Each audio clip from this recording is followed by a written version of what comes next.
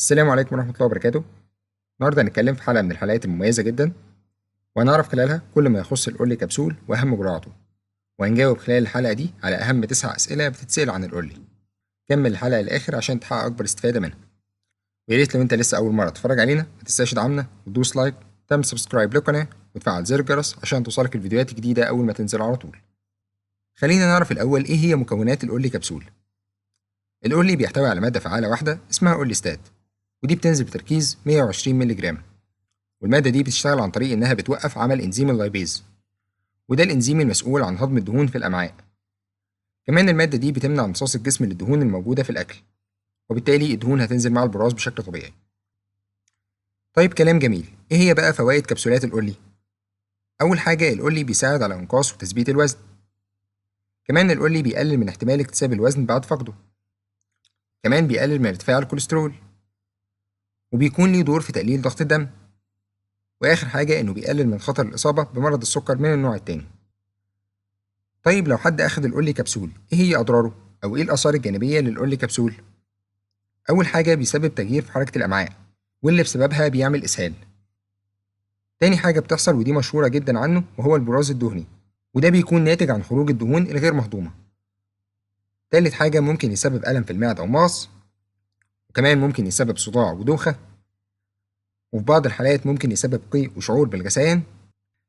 وآخر حاجة إنه بيسبب نقص في الفيتامينات اللي بتدوب في الدهون، زي الفيتامين A والفيتامين E والفيتامين D. حلو جدا. إيه بقى موانع استعمال القرلي كبسول؟ أو مين الناس الممنوعة من استعماله؟ أول حاجة ممنوع في حالة الحساسية تجاه المادة الفعالة الموجودة في الدواء.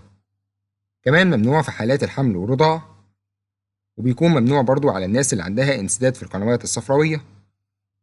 وآخر حاجة إنه بيكون ممنوع للناس اللي عندها أمراض في الكبد والبنكرياس.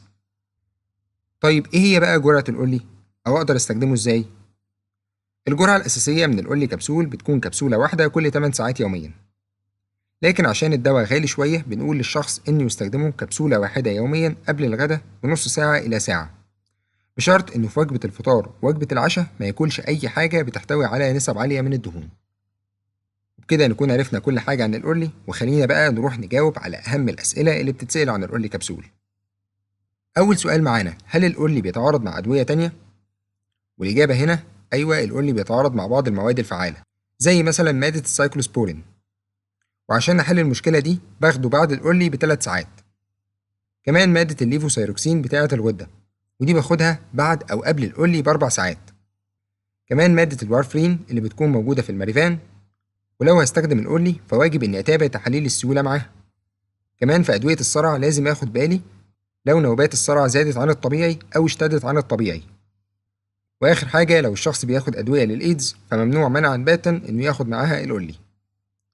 تاني سؤال معانا، إيه هي البدايل بنفس المادة الفعالة عشان لو ملقتش القرلي؟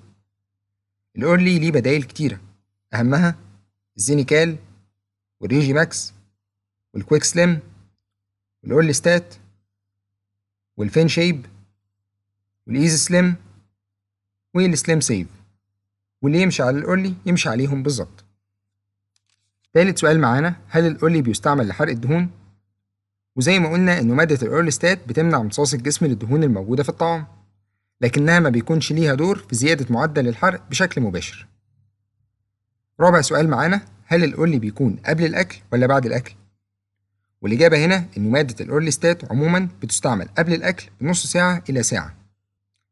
خامس سؤال معانا، القرلي بيخسس كام كيلو في الشهر؟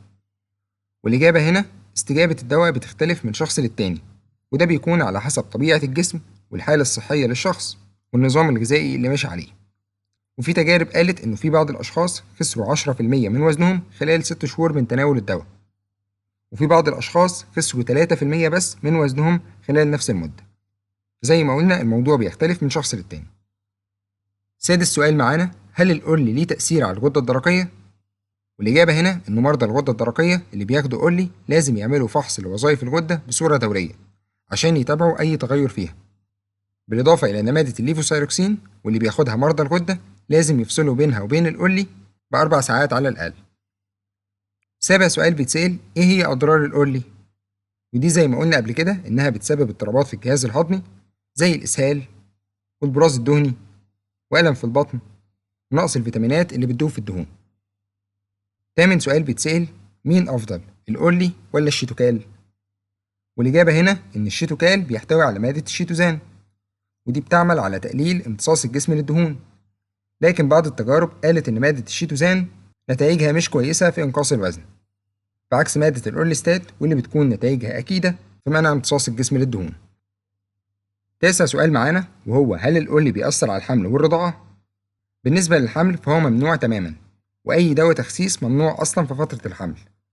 إنما بالنسبة للرضاعة فالأورليستات ما بيتمش امتصاصها بكميات كبيرة، وما بتوصلش لحليب الأم، وبنسبة كبيرة ما بيضرش الرضيع. وعلى الرغم من كده برضه يفضل إنها تتجنبه خلال فترات الرضاعة. وبكده نكون جاوبنا على كل الأسئلة الخاصة بالأورلي أو مادة الأورليستات عموما، وعرفنا كل التفاصيل الخاصة بالدواء ده. وأتمنى تكونوا استفدتوا واستمتعتوا بالحلقة دي، ولو عجبتكم ما تنسوش تعملوا شير ليها، لأن ده بيساهم في نشر الحلقة لأكبر عدد من الناس. وفي النهاية سبحانك اللهم وبحمدك أشهد أن لا إله إلا أنت أستغفرك وأتوب إليك، والسلام عليكم.